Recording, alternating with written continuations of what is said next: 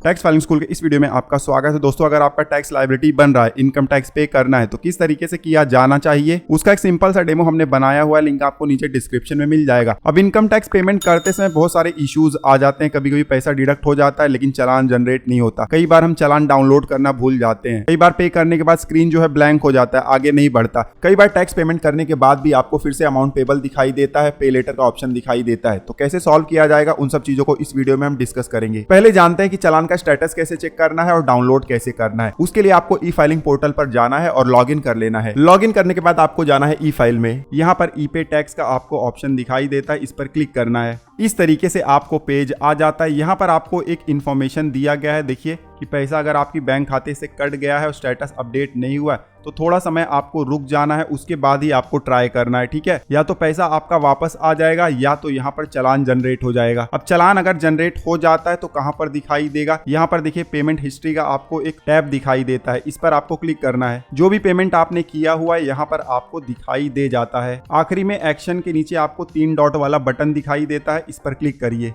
और यहाँ से आप चालान को डाउनलोड कर सकते हो। ठीक है, इस तरीके से पीडीएफ फाइल डाउनलोड हो जाएगा। इसको आप सेव कर लीजिएगा। ठीक है, अब दूसरा एक सवाल काफी लोग पूछते हैं कि इनकम टैक्स पेमेंट तो हमने कर दिया लेकिन आईटीआर फाइल करने जा रहे हैं तो अभी भी वहां पर पे नाउ का ऑप्शन दिखाई दे रहा है, तो क्या किया जाए। यहाँ पर एक एग्जांपल मैं आपको दिखा देता हूं। मान लेते हैं कि हमने इनकम टैक्स पेमेंट कर दिया हुआ है और फिर भी हमें अमाउंट पेबल आ रहा है, इस तरीके से स्क्रीन आ रहा है पे नाउ का। तो इसको कैसे हटाया जाएगा। सबसे पहले तो आपको फिर से पीछे जाना है शेड्यूल वाले पेज पर। शेड्यूल वाले पेज पर आपको टैक्स पेड का शेड्यूल दिखाई देता है। आखिरी में आप कोई भी आईटीआर भर रहे होगे, टैक्स पेड का शेड्यूल आपको दिखाई ही देगा। ठीक है, इस शेड्यूल पर आपको क्लिक कर लेना है। क्लिक करते ही इस तरीके से पेज आ जाता है। आपको आखिरी में जाना है advance tax and self assessment tax वाले रो में और यहाँ पर क्लिक कर देना है। अब आपने जो भी पेमेंट किया होगा उसका रो यहाँ पर आपको दिखाई देगा। अगर नहीं दिखाई दे रहा है या तो इनकम्प्लीट दिखाई दे रहा है तो आप मैनुअल भी ऐड कर सकते हो। कैसे ऐड करना मैं जल्दी से बता देता हूँ। नीचे आपको यहाँ पर ऐड अनदर का बटन दिखाई दे रहा है या तो आपको ऐड डिटेल का बटन दिखाई दे सकता है, उस पर आपको क्लिक करना है।